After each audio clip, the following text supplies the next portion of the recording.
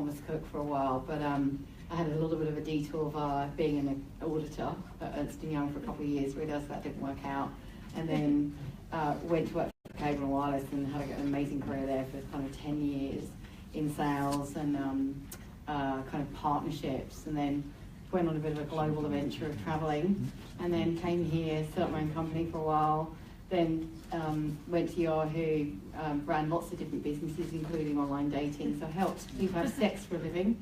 Have a very noble profession.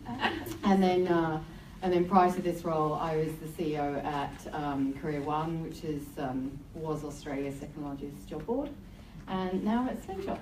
There you go. Awesome. So definitely more of a corporate focus prior. Yeah, that's right. Yeah. Cool. I mean, it gives you a kind of a good insight into what you do now. So why don't you tell us a bit about what you do now at Slingshot? Has anyone heard of us?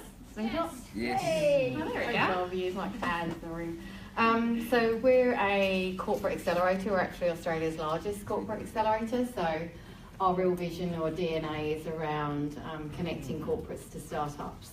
So we really believe passionately that, just finding some great founders and, investing in them and running them through a process just isn't enough, because actually what you guys really need is you need customers and you need scale, and you need to do that quicker than anyone else that you're competing against in that market. And so for us, we believe that maybe you could do that if you went out and got more funding, but that means you've got to give away your equity, and we don't want you to do that. So the best way you can do that is, hey, we've got a great business, a great idea, you've got Qantas 11 million customers, let me at that. And that's pretty exciting. So for any of you who've been following what's been going on, we've been running Qantas Avro Accelerator, and next week is, it's really exciting for us. So we're kind of a bit happy, a bit sad, but it's the demo day next week. So we're expecting about 500 people at Event Cinemas. And we're going to be announcing 6 incredible deals that have been done through 12 weeks, which is absolutely going to transform these startup founders' lives. And, that kind of growth, that could have taken them a year, 2 years, 3 years to take those businesses international with the kind of deals we're going to announce. And that's why we get up in the morning. So Nick, actually, who is running Co-Venture, that's doing his phone at the moment, so Nick at the end. So Nick's part of my team, so if you want to chat to us a bit later, he's going to be around as well. So Co-Venture is our digital online platform. Yes, so where did the concept of a corporate accelerator come from? So we have the accelerators, but how did the corporate part of it come into play? Yeah, it actually comes back to the co-founders, actually. They started running just an accelerator, and there's lots of accelerators in Australia. But at the end of that process, what they really found that didn't work was, we've really helped you, but we haven't helped you grow, because now you're trying to find customers, and they realised that actually if we could help you find customers and help you find them really, really quickly, then we could help you scale much more quickly. And so that was really where one of the first relationships, which was then RMA, and that was the first corporate we ever worked with. And if you were running an RMA, you'd be thinking driverless cars. Maybe your business is not so future-proofed. And the chairman, who was Carl, very much recognised even a number of years ago that was the future of their business around what they do today, is kind of short-lived. And they weren't good at innovation. They'd run hackathons and they'd done lots of things they tried to do around innovation. And so Slingshot then said to Carl, well, why don't we run an accelerator, but for you? Let's work out where you want to be, what kind of ideas that you're interested in, and let's go and find the best startups in Australia, if not the world, that will help you get there. And we look back, it was just a couple of years ago now, with 2 startups that came through that program that you might even heard of.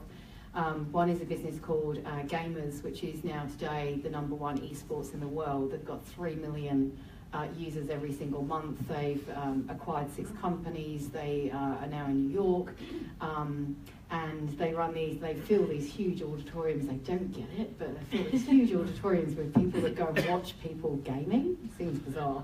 But anyway, it's a huge business, and Riyadh was this 19-year-old single founder. We prefer normally co-founders. Yeah. And he's done all that in kind of a year and a half.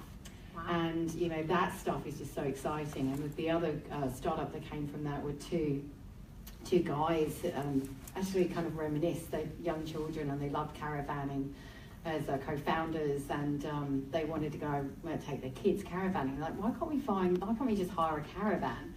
And so their idea was, why don't we be the Airbnb for caravans? All of these, no, this is not a caravan-only audience, I'm guessing. No, mums, dads, aunties, no, I don't know anyone that owns a caravan.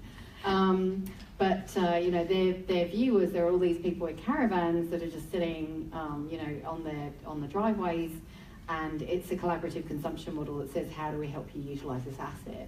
Yeah. And it was just perfect. You know, you've got NRMA with, they had caravan insurance, they had caravan parks, they had caravan magazines, but never ever would they have thought to put together a marketplace to connect caravan owners and people that want to hire them. And now they're in, you know, all across Europe. NRA took them into all of the European associations last year.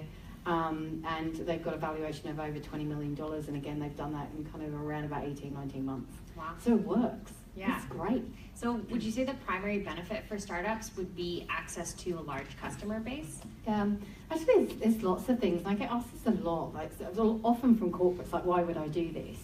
And for the startups, what yeah, are the main benefits for the startups, but it kind of goes both ways, really. So what do startups want? They want to grow their business really, really quickly. You know, this journey is, as you know, is really hard.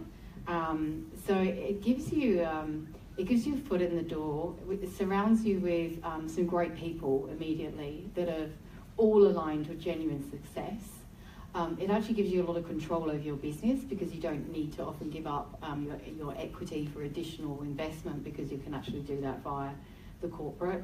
So it gets you trials, and also some of the relationships that the startups have built with some of the mentors inside the corporates. You know, some of them sit on their boards, even though there might not be equity investment. It's just they've built these really great relationships. And you know, for anyone building a business, you can't always, you know, you can't hire, you know, 5 or 10 people, your UX designer, your marketing expert immediately. But if you could get access to someone who is a marketing expert, or someone who is, you know, a great cybersecurity person, that's all sitting in front of, you know, corporates that have got hundreds, if not thousands of people. And that's something they take for granted every single day. But if you could just spend 2 hours with somebody and work through a problem, that's just priceless. So all of those resources, I think, are really, really powerful. So what do startups give, or do they give anything? Do they pay? What do they have to do to be a part of an accelerator? So the first stage of the accelerator for the startups, because we run startup and scale-up programs. Yeah. So for the startups, we've probably got the most generous financial offering for the least amount of equity, and that's globally. Okay. So for corporate programs like Qantas, or we've just launched Lion, which starts next week, effectively it's 150,000, 50,000 of which is your seed funding for you to build your minimum viable product, because we want to go you from day 1 to basically week 12 and look at what that difference is. Like, how can we accelerate your business really quickly in those 12 weeks? And sometimes you need money to do that, and that's what we do. 50,000 upfront, no questions asked, no gateways, no secret doorways, or, you know, things in clauses. It's just really, we're very transparent. But that's for equity. But that's for equity, and that's for 10%. Okay. Yeah. So what about on the other side? What's the benefit for corporates? How do they, like, they're getting the innovation? Like, what's the main reason for them to do this? Yeah. I'd say there's actually three core reasons where most corporates do this, and then there are probably 4 or 5, I'd say, softer benefits. And I say softer because actually often they're not the things that will make a CFO or a CEO sign off on this, but actually the real benefits to the organisation are almost unquantifiable. So I would say the 3 core things, the reasons why corporates will do this, first of all, is, you know, access to new products and new services. The second one is they're looking for investment opportunities, but not all of them actually have a kind of a CVC or corporate venturing arm. So not all of them have got kind of cash or a kitty, if you like, to spend on startups. So we like to set the expectations for each different corporate client and the startups quite early, because if the corporate has already said, well, we're not really interested in investing, then we'd really rather let those startups know at the beginning of that program so they can adjust their expectations. And then the third one is really the access to do new business models, do new ways of thinking. And then kind of what I would say the softer benefits, which for me I think are really powerful, is you know, how this changes a corporation, how this changes their learning, their executive teams, their openness, their culture. Attracts new people to the business. It actually might keep people in the business. They're actually kind of going, oh, I don't know if I want to stay in this corporate, I want to disrupt it. So it's really, you know, I spent a couple of hours with Hudson today, and we're going to we've just finished HR Tech. And I was just so sick last week I couldn't go to the demo day, but my team told me that they stood up on stage, and one of the things that they talked about was the experience of learning from startups, of learning through this, you know, the whole process of, you know, what growth hacking is about, of just a feeling of vulnerability, that you don't really know what you don't know. Like, we didn't know what startups we were going to find. Incredible. They actually ran their own internal Shark Tank to find their best entrepreneur, who actually, Byron had just got married and had a baby, and then it was like, oh, by the way, you've won the Hudson Prize. You now get to go into this accelerator. And so, you know, Hudson were amazing. They transferred him and his wife and the new baby to Sydney, wow. Put them up in a house. They gave them 30 grand so they could invest into the business. And, you know, Byron has just like embraced this entire program, and has come through. This is such a completely different individual, and now has come back into Hudson to actually run their innovation arm, which they never would have done before. Yeah. So it's changed an entire business and an entire culture, and you know, that's from 10 co-founders. That's pretty awesome. That is really cool. So when you talk about innovation from a corporate perspective, what does innovation look like to a corporate? Look, I think for many of them it is about products, customers and service. You know, one of the things that you know, I think the challenges for a lot of CEOs is, you know, no matter how big your organisation is, even someone like Qantas, you just don't have finite resources. There's only so many, you know, products and services and projects you can have on the go. The fact is that outside of your organisation, the tsunami of competition is coming at you. You can't see it, you can't protect yourself against it, and quite frankly, you're so far removed from the customer now, and often the information that comes through, or certainly for Qantas, but large corporates, is so filtered. Yeah. Actually, when it gets to the decision makers, it's almost unreal. Whereas if any of the startups are, you know, in the room, you're so close to the customer, like you're pivoting, you're listening, you're changing. You know, a couple of girls in the front, you know, they haven't even built a technology platform, but they're doing it. You don't need to build a technology platform, because what we talk about is a minimal viable product, but they're doing it. They've got customers, they've got, you know, they're building a double-sided marketplaces for corporate refugees to find work. It's amazing. And so, you know, how quickly you can go from, I've got an idea, I'm going to make that happen. Can you imagine doing that in a corporate? There's like business cases and 5 levels of management, and then go back down again. And by the time you actually release it to market, you know, someone's actually gone and overtaken you. So I think innovation looks really, really different from a corporate, and they just can't work on everything. And this just gives them an incredible opportunity to work on some really disruptive ideas that inside the corporate, generally the corporate antibodies will kill off and collude any kind of disruptive idea that might actually significantly change its world. That seems to be kind of a typical attitude from the corporate perspective. Do you feel that that's changed over the years? Is it changing? Has it changed? I can share something that actually, it was a real life example, and we a couple of weeks ago we just did the Lion pitch day. So 54 startups basically pitching over 2 days. And some of the ideas were actually ideas that Lion already had internally they're working on. And so this is a really interesting conversation you see playing out with the executives going, oh, they pitched that idea, but that's kind of one of the things that we're working on. It's like, but how long have you been working on it? And how long will it take you to get to there? We can do that in 12 weeks. So there's always like this little wrestling of like, yeah, actually that's right, we're probably not that great at getting this idea and then getting it to market. And it was just fascinating seeing them kind of wrestle with, oh, we should be doing this, and if we, you know, put our bets with a startup, you know, what everyone will say internally because they're working on that project. But I think those conversations are really, really healthy to have. Yeah. And it's like, well, actually, will that make your internal teams fitter, faster, more competitive? And actually then will you make a decision what you did internally actually isn't as good as externally. And if it's not as good as externally, then go with the startup, because they're already doing it, and they will continue to do it. So whether you decide to invest in them or not, they're off. And that's the thing for us, which is we're creating businesses which we really, really want to scale through the corporate. But if not, we're going to help them grow regardless. And if they're going to disrupt you, we'll help you do that. Wow. It's a pretty aggressive way of thinking about it. Well, Did they end to. up choosing any of those? Yeah, I think we've definitely seen, I mean, we'll make some announcements for Qantas, and there's some really interesting businesses in there that are really quite disruptive. There's one that won't come to bear, unfortunately, just because, but it's so disruptive, it's going to change the entire global marketplace for travel and health in travel. Wow. But it actually can't be done with the planes that are in play at the moment. Now, for a startup to go and have a conversation with Boeing and Airbus, can you imagine trying to get through that? Yeah. But if Alan can make those phone calls, and that's what they're doing right now, this guy's going to get a seat at the table with Boeing to actually influence what those planes look like. Wow, that is amazing. So that's really, so really good to cool. hear. Yeah, so that's exciting. Yeah. Cool. Maybe you could talk a little bit about some of the ways that startups and corporates can work together. So, there's a pilot program. What are some of the options? I think there's just infinite ways, because every single corporate is different, every strategy is different, and every single startup is different, and what they want to do, it's their business.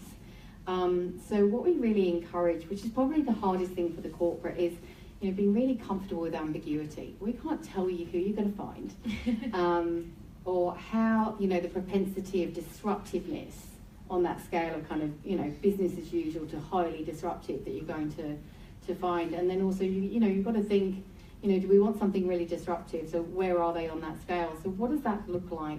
And there actually is no patterns to this. Every relationship is different, and I think that's probably the beauty of it, is that we're a facilitator of bringing these two market forces together. And I think we like to, whilst the corporate is our client, ultimately our business doesn't work unless we create commercial outcomes. And it certainly doesn't work if startups are walking away and they don't feel that they have got a win-win. Like, no one wins there. So there's you might think, oh, it's David and Goliath here, but actually there's a very equal playing field around what that negotiation looks like. So we're advisors to that, but we're really not the parties to that. And so we really encourage, and that's part of the support that we provide the startups, which what to expect, how would you structure your deals, how do you get investor ready. So investor ready can be with the corporate, or it might be with VCs, or it might be with angels. So it's really about enabling the startup with the tools and the education with which to make really good decisions about their business. And when we think they're being a bit dumb, we'll also tell them. And the same thing for the corporates. Fair enough, but more on terms of, there are some structures, right? Like maybe you could just talk about the difference between starting like a pilot program versus co-creation versus those kinds of things. Because there's a bit of a difference there, right? Yeah, so you have some choice. So just trying to think of some examples I can give you. So actually, out of the HR Tech just recently, there is a business called My Interview. And so HR Tech was with Seek and with Hudson. So it was our first kind of play on running a consortium accelerator. And My Interview is an AI business, so it's about getting away from the old stuffy way of CVs, and actually being interviewed online, but with AI to actually help inform decision making about people. So if anyone's out to hire, it's not an easy thing to do. So anything that can help you. So one of the things that's happening out of that is actually they're getting a deal with both Hudson and Seek, which is fantastic. Wow. So Seek are going to be taking them into South America. So looking at doing a trial and seeing how that works. Seems a bit weird to be taking kind of like a video technology into South America. Maybe the bandwidth isn't as good, but there you go. What do I know? And Hudson just think this is going to be a really powerful tool in for their clients with recruitment. So they're both playing on these trials, and then what will that look like? So is that we want to do an equity stake? Is that we can see from these trials that our customers are saying, right, we want this kind of technology, and we'll help you invest in that next kind of step. So I think those kinds of examples are where they go to trials, but really what you're doing is co-creating with or collaborating with a corporate, but most importantly, you're collaborating with your customers. And I think that's the key. I was talking to someone earlier, and it's just like, go and get customers. Just go and talk to customers. Don't spend 6 months with your developers going, we've created the most cool app. It's like, what we really want is talk to your customers about what's cool and actually develop that with them. And we did the same thing with co-ventured, like Nick literally hit the phones. We had this idea of, a digital platform of bringing corporates and startups together, but we really didn't know, if it was needed or not, but we could see that definitely from where we were sitting, there was a real need. And literally it was just Nick on the phones talking to big corporates and say, right, well, tell us what you want and we'll go build it. So we didn't go build it and then talk to customers, we went the other way around. Yeah. It's very, very important no matter what kind of business you're in. Do you need to be at a certain stage as a startup to start working with a corporate? At what point do you think you might be ready, or some signs that you might be ready to go and start doing something? Yeah. We take everything from a person with an idea and a PowerPoint slide through to someone like Porsche, which is based out of Europe, and it's in 13 countries, and it's got over $1 million of turnover. Wow. So we actually run the whole spectrum. It goes back to the client. So if they want more mature businesses and things almost they can plug and play today, then we're going to probably skew more scale up, some more mature businesses. But our advice always to the corporate, especially the first year, is that if you take a lot of scale ups, then it's actually a lot of pressure on the corporate to get those deals done. Whereas the startup accelerator process kind of operates in isolation of the corporate. So the corporate really starts to help us define, okay, how early stage? I think for a lot of corporates, I'd probably say the sweet spot is, young founders probably haven't got any equity, but we can provide them with equity. They've got a good track record. They've probably got some form of minimal viable product. It can be completely scrappy. And we really look for, not just, revenue's nice, but it's really not what we look for. We look for you talking to customers and customers saying, I love it, I want to work with you, I want to try or do something. We're looking for that kind of traction. And we're also, and this is us as a brand and the clients, but also looking for that coachability. So can we take, if we're going to spend 12 weeks with you and surround you with this incredible network of support and content and experts, we actually want someone that's just going to lap it up and take that and infuse their business and grow. What's the most frustrating is when we find somebody and they're like, yeah, I know that, don't need to go to that, I know all about growth hacking, yeah, got that sorted, don't need to go pitch at classes, I've got my IM, I don't need anyone to tell me what, and that's such a shame because you just, the quality and the caliber of people right? that, always, totally for me, I was like, we've had many conversations in my team. It's like, I wish we weren't so busy because we'd actually really like to sit and learn how to run a better business and actually be with the startups and just actually learn. So I think those are the aspects, which is we look for everything, but I'd say if there was a sweet spot on the startup stage, it's those kind of fundamentals, which is a bit of traction. Yeah. Okay. Maybe let's step outside the accelerator for a moment and just talk about potential relationships between corporates and startups. I think this maybe fits more with the co-ventured side of things. What if Nick on stage? What if, as a startup, I wanted to approach a corporate with a proposal?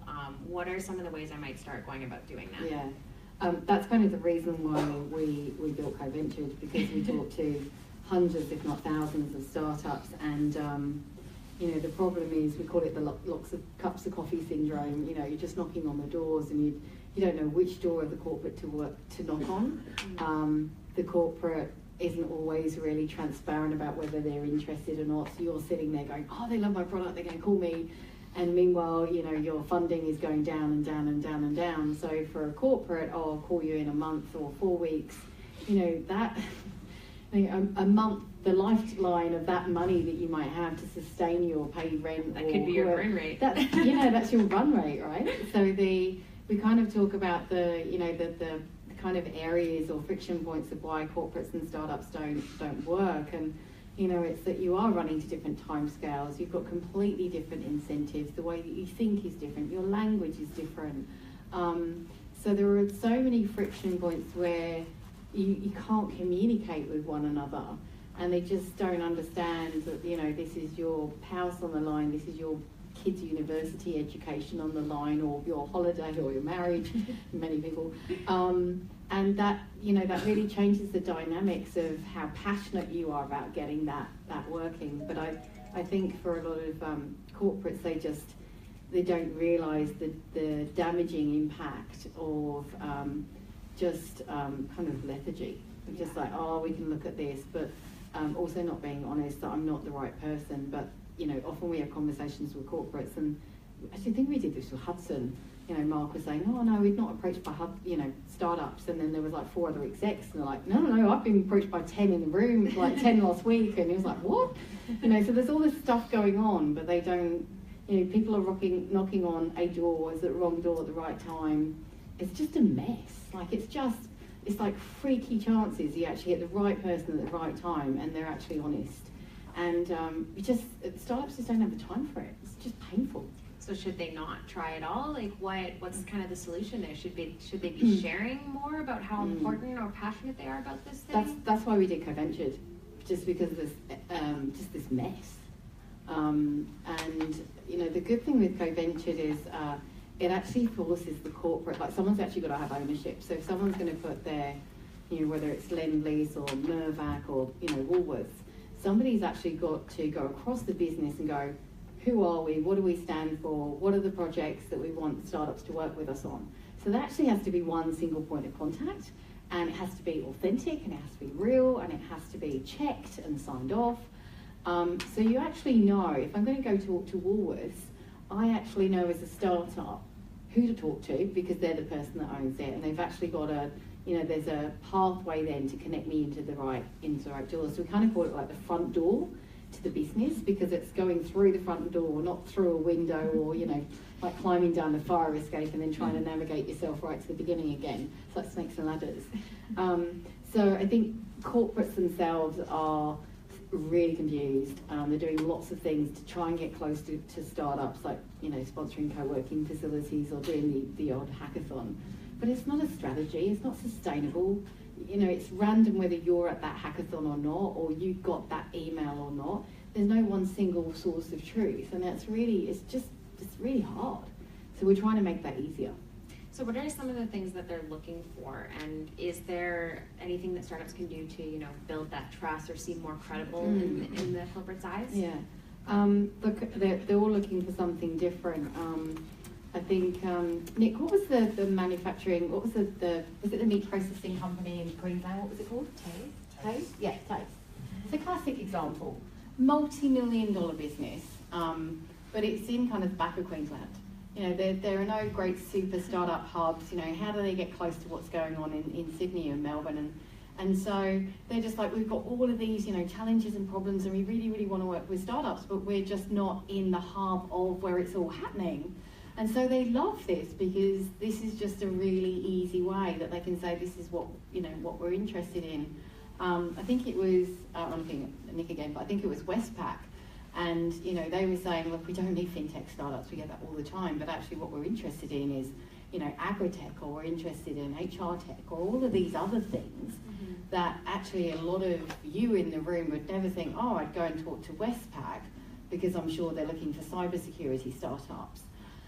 So it's a really good way of communicating and just breaking down all of those barriers of, I don't want to waste my time, I don't want to waste your time, and actually now I've got real clarity around, you know, what you're looking for. And it also forces the corporate to really think about what are the areas of opportunities, and we also have a section on co-ventured around live briefs. So if there is if there is an RFP, and again, most RFPs go out to all the big guys. How on earth would you ever know that there was an RFP? How would they ever reach you? It's impossible. It's not now.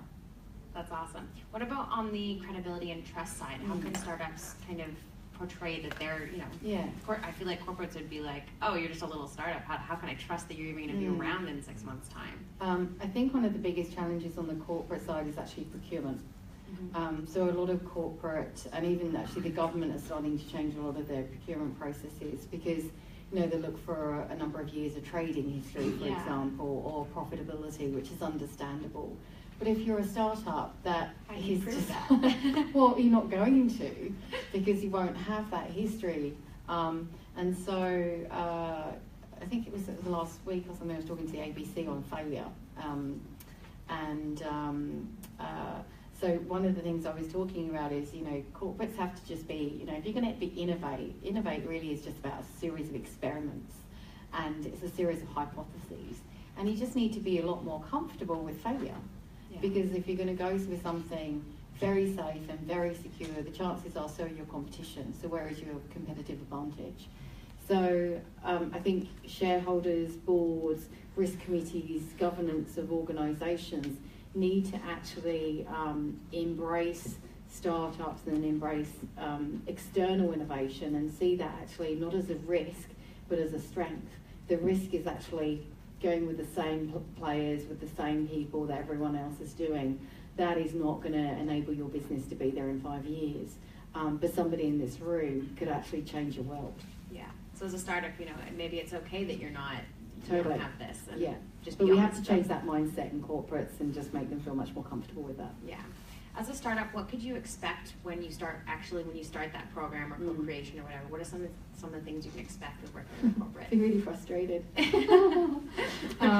Look, it's they're learning. They're really learning, and I think one of the things, certainly through the accelerator process, is that we really help them identify. There's a steering committee. Things can't get buried. The corporate antibodies can't come along and kill it off. So we've got corporate sponsors across the organisation, so that helps. I think in co-ventured as well, it's a very public reach out. This is what we want, and also we're in touch with those corporates about how's it progressing. Some of the things you'll start to see in co-ventured will be the content it will be delivering, the stories, the really exciting deals and co-creation and collaboration that's happening between corporates and startups, which I think will start to move both sides of the party forward to go, actually, I want that to be us in Lights next week. I want us to be doing that. So I think we just probably need to be a bit kinder and a bit more patient, that the journey isn't easy, but when it works, it's really exciting. And the benefits, it's always about, you take money or smart money. And I think the benefits is that when you're working with corporates, this is smart money. These are, a whole group of people that actually really, really want you to succeed. But bear in mind that they're still probably forming new processes. They're working out how to do this, and they're probably much slower than you would like that to be. So I think just more experience of doing this, I think, will help those processes get a bit easier. You've shared several success stories, and they're awesome to hear. Are there any things that those success stories you saw that were kind of common across them, things that they did well that you would have, would tell other startups to do that as well? Yeah, I think maybe it's the clients, but there is a real theme about likability. In this world of great technology and with amazing PowerPoint deck, I think. It's a really hard line between confidence, overconfidence, and humbleness, and trying to find that right special blend of, work with me.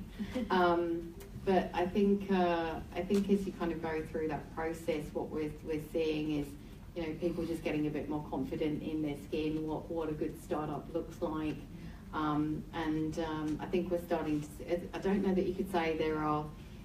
This is what great looks like, or these are the kinds of deals, and they're all the same, because they've all been so different.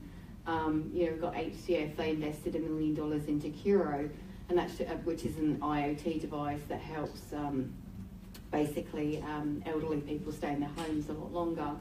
And they actually invested in that, not because it was aligned to their strategy, almost was because it was disruptive to their strategy. And they knew that it didn't fit within their business, but that was actually okay, but they saw that as the future.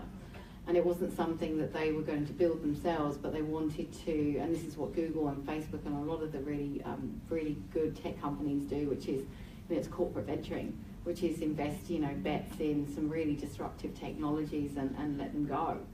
And so, Curo's done that. Cancer Aid was another one that came through the HCF program.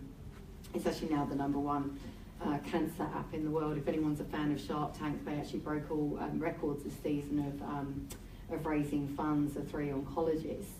Now, actually, HCF didn't invest in them, but what we're seeing in HCF now going into year 3, so they've done it year 1, year 2, next year will be year 3. And we had a meeting with them fairly recently, and actually some of the startups from year 1 they didn't invest in are now looking really interesting for them.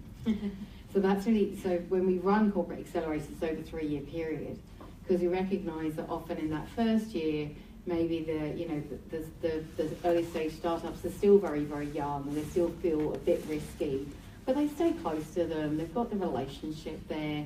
Good founders will invest in those relationships and, drop them an email, grab a glass of wine with the guys. We do lots of events all the way through the year that they can, meet up as well. So, what's been really interesting is see that these, relationships are building for lifetimes. And if you're a good business leader, then you'll actually, as you go through life, you'll actually really cherish those business relationships. And it's not about what you said no today. So someone I know just said, I've never lost a deal, or they've just become, longer lead times. And I think if you have that approach about not losing a deal, but actually developing the relationships and staying close, CEOs change, strategies change, but building those relationships are really important. Awesome. What about some of the times it hasn't gone well? What are some of the things that you shouldn't do? Yeah. So please don't come to a pitch session and say that this technology or this market is worth $50 million, and if I just had 1% of that, don't say that. Don't say, we're, Airbnb was this size. It's like Airbnb took years and years and years to grow. So kind of know your stats, and know how you're going to, if this is where you believe you're going to be, you've got to back it up with a plan of how you're going to get there. So I think those kinds of examples are really important. I feel like there are some startups that have the attitude that they might get taken advantage of by corporates. What would they might feel apprehensive about that? What would you say? And does that happen? What? Okay. It doesn't. It doesn't. It's not just the corporates. I think if anyone's got an idea, they kind of want to hold it so close.